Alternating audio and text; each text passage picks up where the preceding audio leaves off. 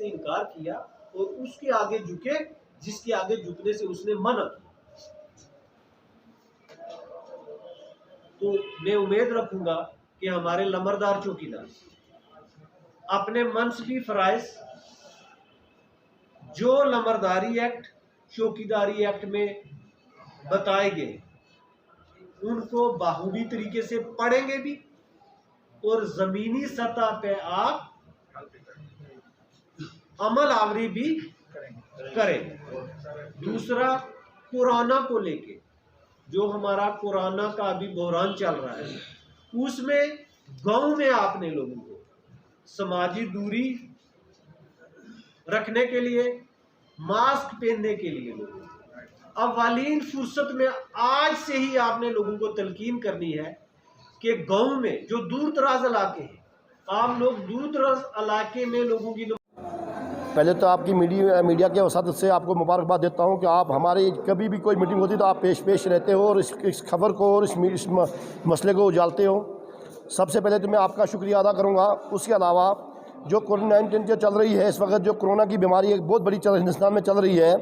उसके लिए जो हमें आज हिदायत मिली कि आज जितनी तहसीलदार साहब ने जो अल्फाज बताए तो हमें वो बहुत आज काफ़ी अरसे के बाद इतने सुनने के लिए मिले और अच्छी अच्छी बातें हम समझाई कैसे बचना है, पब्लिक को कैसे बचाना है। इसके लिए हम आज तहसीलदार साहब का शुक्रिया अदा करते हैं। और जो तहसीलदार साहब ने आज हिदायत दी, जो हमने यहाँ हमारी जो मीटिंग हुई आल नंबरदार चौकीदारों की, और हमें ये बताया गया कि आपने अपने गाँव में जो भी आपने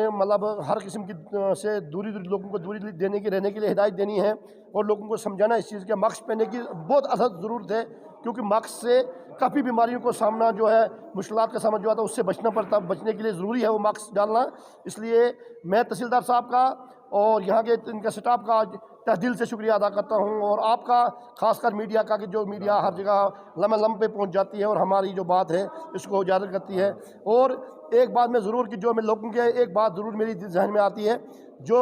हमें ये मौत और पैदाश के लिए बताया गया कि इसमें हमारा हक बनता है रजिस्टर मेंटेन है, उसमें ऑलरेडी गवर्नमेंट ने हमें रजिस्टर दिया है।